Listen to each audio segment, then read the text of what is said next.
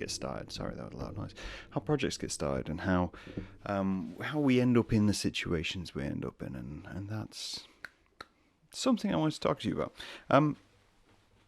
Specifically, I was doing something. I don't remember what I was doing. This is a problem with me. I don't remember a lot of things, but I don't remember what I was doing. But I hit along the way through the process of whatever project I was setting up, whatever intrinsic moment I was having with myself where I was thinking I need to do this thing, where I was hitting a few issues along the way, right? And it triggered this thought that I would like to coin a term. No, let's just start again.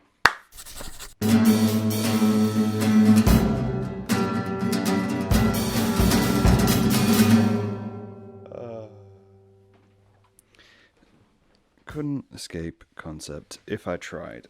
Good afternoon, Conrags. How are you doing today? Comrags, maybe that's the term for us all. Maybe that's, I don't know. I feel like a lot of, I don't know if I should have said a lot of don't knows. I've said nothing in this podcast so far. Good afternoon. Sorry, I was just thinking to myself, I don't know if I consider myself a podcaster, a videographer, an artist, or a YouTuber. Because this takes place on YouTube, but it's also a podcast. And occasionally I do put other things out on YouTube. So leave me a comment. What do you consider me as? I don't know. That's very YouTube behavior. I will say that. If you listen to this on the podcast, you probably don't even know that that's a thing. You don't even know it exists. You wouldn't even know that I recently started editing things into videos. Who knows? Anyway, as I digress, I am about to give you some genuine advice. And I would also like, if I may, to take this opportunity to coin a term or concept within productivity. This sounds like I'm pitching a book. It sounds like any minute now I'm about to come out with my own producer book of like how to do the thing, this is how you remain productive. This is how you plan a workload, blah, blah, blah, blah. No, this has nothing to do with that. Well, this has to do with you and how you approach things. You specifically watching this right now. Just you. Nobody else. None of the other 20 other people who watched this video. Just you. Do you hear me? Good. Now pay attention. Because we're going to get into it. I was recently doing a project. I don't know what I was doing. That's a problem with me. That's not a problem with you. That's a me thing, not a you thing. I was doing a project recently where I can't remember generally, but it's generally annoying that I can't remember what I was doing because it was the great example. But it was something simple. Something simple where I had to do something. And I run into it every so often with the podcast, with the same thing, where you attempt to do something. What you do when you attempt to do it is you hit some problems along the way. It's the nature of the thing you're doing, nature of anything. World is chaos. We don't know what's going to happen. This camera could explode right now. So you're doing the thing. You're going to do the you had planned for it, right? I'd planned for it. Whatever I was doing, I'd planned for it. I thought to myself, I'm going to do it. I'm going to set some time aside to do that thing. I think it might have even been cooking. Could have been cooking. Going to make this meal. Want this meal. Specifically. Had it in mind. Thinking to myself, I want this meal. This is the thing which I want. And I thought to myself, great. Fantastic. Convinced myself I was going to do it. Convinced myself further that I had all the things I needed. The reality was not that. The reality was of project or meal. I'm just going to play both sides. Project or meal, I realized along the way, oh, hey, no, I'm missing a few things. I'm missing a few bits. Probably pretty important bits which couldn't really exist otherwise. This project, that wasn't a very well-formed sentence. Apologies for that. I mean, none of these really are. And I thought, oh no, that's disappointing. It's a bit disenfranchising.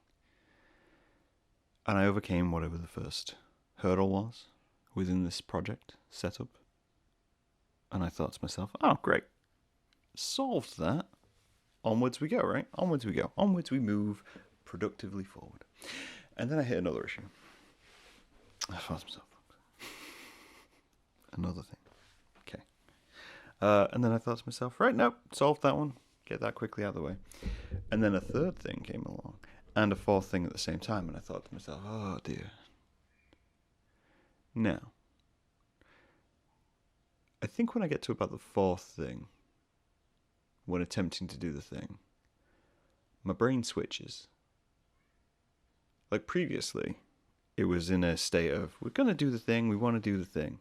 And then the first three are kind of disenfranchising. Like, that's another thing. And then, then there's another thing. And then, there's another thing. Oh, no. And then 4 or 5 comes along and my brain goes, right. This is no longer just trying to do the thing. This is going to get done regardless. And the fight and flight comes into brain. And I think my brain picks fight.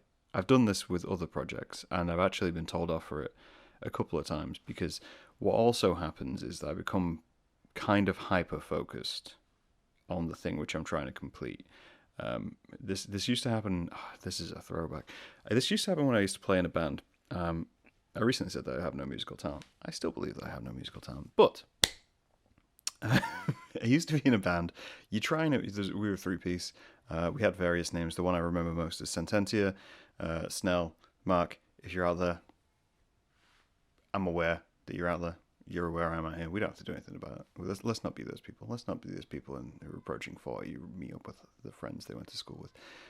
I'm not seeing a huge value in it. And you know what I'm like, so... You know what I'm like. Anyway, we used to play in a band. So you're playing the song, trying to get the song right, and it's not going right? Someone's missing the beat's off, someone missed the drop in, you're unable to play the notes which are meant to be played, and then your brain starts going, right, okay, well, we did it wrong first time, now let's do it again. Okay, we'll do it again. Oh, no, it didn't go that way. Let's do it again. Okay, and then about the 4th or 5th time, my brain would go, right, let's get this done. Let's do this. Let's finish this, right? Let's own this to a point where it will not come back. And what also happens when that happens is my hyperfocus kicks in and I go, oh, right, okay. Also, I'm going to do this quicker and slightly more angrily. And in a band, that's not what you want. When you mess up in a band, you may take some breathing room, take some time, but that doesn't happen for me. What happened was I would play faster and then get told off by my bassist and my drummer, which they had every right to do, by the way. They had every right to just slow things down because I was speeding up, because I was like, full grumble effect in effect. And that still happens. That's something which I can't really balance, but it's something I'm aware of and something where I just take some time and go, okay, we should step back a minute, because holy moly, we're trying to brute force this thing. We shouldn't. It's not something we should do. So I was thinking about that. Well, I wasn't thinking about that, but I was doing this project, and I thought to myself that this is an interesting scale, right? This is an interesting thought because, and this is the term which I'm coining, I think it comes down to, what is your rate of inconvenience, right? There's a term called rate of failure, which is how often something fails in a scheme of things. So the probability of it failing again, you can figure that out. But what is your rate of inconvenience? And I don't mean in the mindset of myself where I'm getting to 5 or 6 times of inconvenience and still going on. But I mean, like, what is yours? Because to me, there's like there could be a graph of this. Maybe I'll make a graph. Maybe I'll put that on screen. But it seems to me there could be a real scale between 1 and 2 rates of inconvenience and the 3, 4, 5, and 6. And I think I see the 1 and 2 having the most impact. If that makes sense. I should probably explain myself, right? Let me put it this way. Let's say you have to do a thing. We're going to use the cake analogy because the cake analogy works for everything. Disagree with me all you like. I have made this work for hundreds of podcasts at this point. Right? Cake. You want to bake a cake. You're in the mood for cake. Had an idea for a cake. Thought to yourself, fantastic, cake. And you think to yourself, not only am I going to bake a cake, but you're going to look it up and you're going to do it properly. And you're going to follow a recipe and it's all going to be lovely. And you're going to make yourself this fantastic cake. Or your friends, whoever you make this cake for. And then you think to yourself, right, well, if I'm going to do this properly, I'm going to find the recipe. Recipe? Not a problem. Google, blah, blah, blah, blah, blah, blah. Ignore the fake Gemini results, and then go through to an actual recipe. Read through the 20-page story about how that recipe affected that person's life and how they lived their life different because of how this recipe was made, and then get to the actual ingredients list. And then you look at that ingredients list and you think to yourself, bugger. I'm missing an ingredient. Maybe you're missing more than one, but you're missing an ingredient. You're missing something important which is needed to make the cake, such as flour. So something integral to the cake making process. To me, that's an inconvenience. And that's also something which I think a lot of people would come up against, especially if you were at home. Let's say you're not planning this out in advance. You're just at home. You thought, I'll bake a cake this afternoon. Look in your cupboards. Oh, I'm missing flour. So then you're left with a few options, right? Because that's an inconvenience. I'm not talking like an inconvenience which is like small, where you need to clean a bowl or something. But it's a rate of inconvenience where you're like, oh, I'm gonna have to either leave the house, spend some money, order some to be delivered, whatever. That's a hurdle to overcome. And I think for a lot of people, that prevents them from doing a lot of things. Like their rate of inconvenience is 1. Something wrong goes wrong on the first try, and then they stop. And I think I understand why that is. I think that's mainly because, time is valuable, and they'll think, I'll move it to another day, and then they'll forget about it, and it's not significant. And I see this a lot in creatives. I see this a lot in people wanting to do creative things. Rate of inconvenience. You used to do the thing. To do the thing, you need the thing. Oh, damn, guess I'm just never going to do that thing. Yeah. Need a special tool to do the thing. Never going to do that thing. And I do find it disappointing. I do. And when I meet people like that, it makes me a little sad. And I don't mean that in an insulting way. But I think it means that they've been brought up in a way which states, if it's not perfect the first time, it's not worth doing, and if it is perfect the first time, you can only do that by having a complete setup. It's like when someone takes on a new hobby and they buy all the gear. When I have an idea and when I come up with something, my first thought is do this as cheap as possible. I was having this conversation recently with a friend of mine that you should always do it with the things you have to hand. You want to build something, cool, grab some cardboard, let's go. Let's build something. Let's build an idea first. Let's prototype it. I want to bake a cake. I'm out of flour. All right, well, I'm out of flour. But what do I have? What would satisfy the cake craving? And I can't make cake if that first barrier is there. I think about how to get through that barrier. And I think for a lot of people, that doesn't necessarily always kick in. To get through that, the want has to be larger. Whereas to me, a first inconvenience is a first inconvenience. I think about this sometimes when I'm at home as an adult. You can do whatever you want, right? Technically, you can do whatever you want. I'm sat on the couch watching a film and I'm like, I want a snack. I ain't got any snacks. There's my inconvenience. What do I do then? I either get up, get dressed, go to the store, or I make something from the things I have available to me now. Both are solutions. Both contain some level of effort. The level of effort is different in comfort. For instance, if I make something at home, I don't have to get dressed. If I go outside, I have to get dressed if I don't want to get arrested. So, there's a rate of inconvenience there. Scale of inconvenience there. Not only do we have rate, but we have scale. And maybe it's 2 things. Try it. It didn't go right. Damn, missing a thing. Tried it, got the thing. Tried it, didn't go right. What do I do now? Well, you try again. Right? That's the obvious answer. The obvious answer is try again. But that's not always easy. That's not always suitable because you're already maybe not in the best of moods. You've had an inconvenience. But you wanted to do this thing. You wanted to get up and make a cake, do a drawing. I think I hit this every so often with my drawing stuff.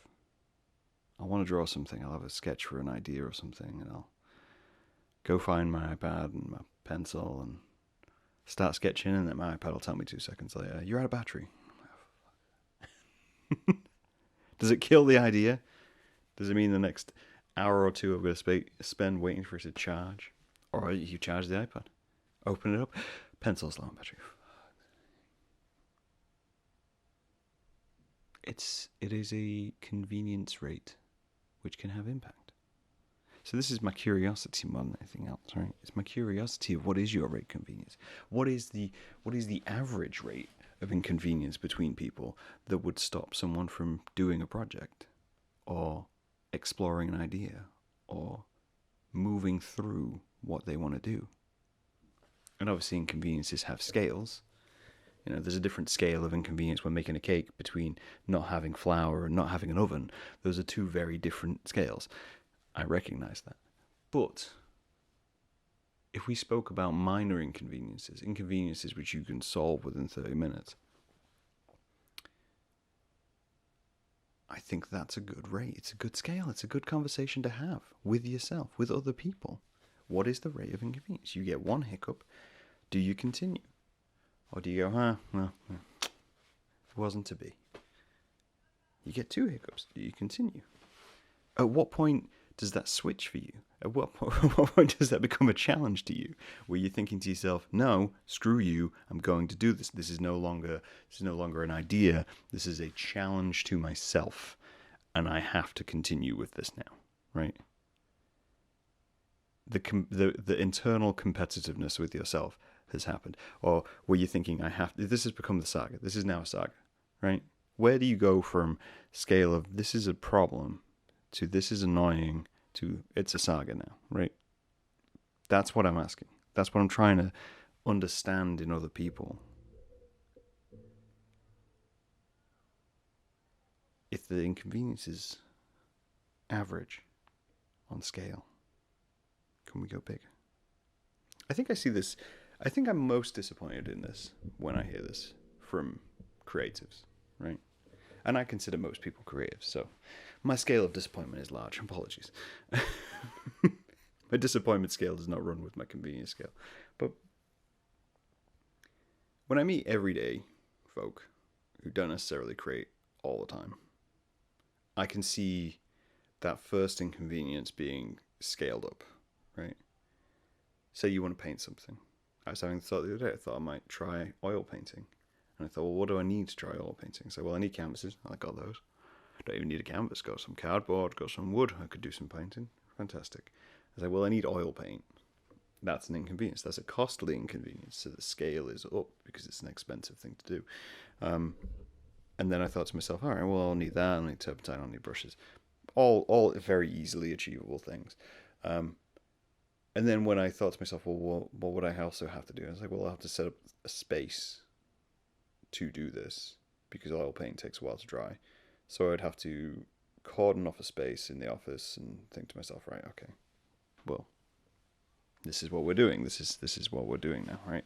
And so there's some scaled conveniences there. And I think people often think of that in anything creative, where it's writing or anything like that. Like, oh, I could write something. What do I need to write? So I guess I'll have to go find the laptop, go get a piece of paper and pen. Finding a pen, that can be a challenge. And those things, when you're not in that flow of creation, get scaled up tenfold. I've recently been noodling around on bass player and trying to record that stuff and thinking to myself, how does this sound and how do I go about that? And I was talking to a friend about the flow of creation and how if you already have those things set up, trying an idea doesn't seem like so much a challenge because you're already in that space, you already have that workflow. But when every step along the way presents another challenge, another problem to solve, it can be hugely demoralizing. And that's the thing which I always try to encourage people who do want to create something to break, is not think of it as, I'm going to face all of these challenges. Think of it as, well, there's stages to this. There's always going to be stages to this. From initial sketch all the way through to final completion, there's going to be stages of it. So don't think of it as, well, I need to do one and done.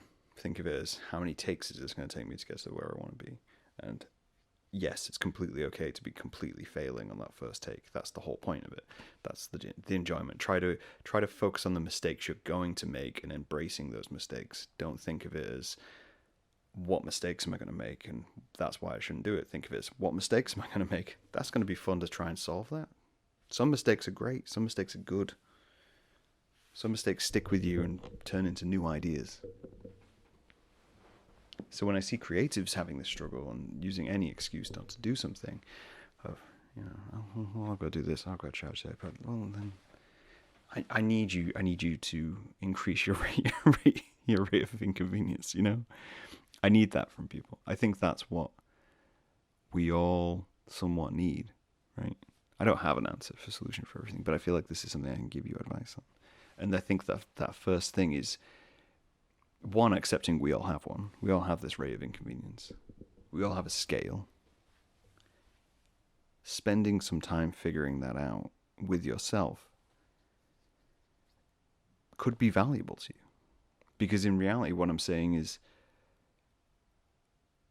you want to increase your rate of inconvenience, right? You want to increase how you deal with each one of those steps along the way. It's like par in golf, right? What's your golf swing average? How many shots does it take you to get to the hole? And then you average that over time. Like, what is your average? What's your par? What is your handicap? That's the word. Handicap. What's your handicap?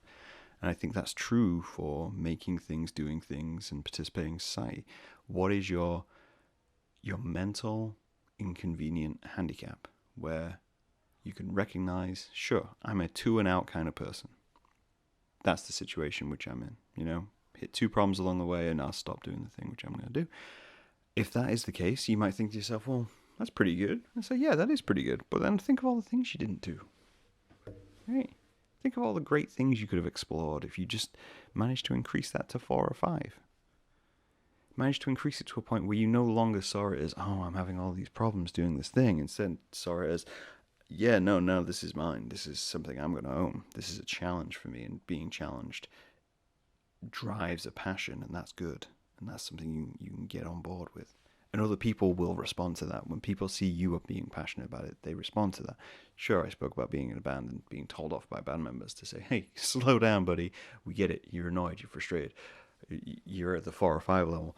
But we're being punished for it. I'm like, okay, that's good. It's good to know. Because then it means I can change what I'm doing. It means I can respond to that need. And open those discussions. That's my advice. If I have advice to give, that's my advice. Is I want to know, and feel free to drop in the comments, what is your rate of inconvenience? Right? How many problems along the way does it take you to stop doing something? And at what level of problems along the way does it no longer become stopping doing things and now becomes Moby Dick of passion and obsession and wanting that thing? I think I'm probably just trying to put myself on the scale, right? On the spectrum of inconvenience, if there is a term. And the only way I can do that is by talking to you guys. And my advice is, if you know where you are on the spectrum of inconvenience, maybe consider challenging yourself in that, Take some notes. See where it plans out.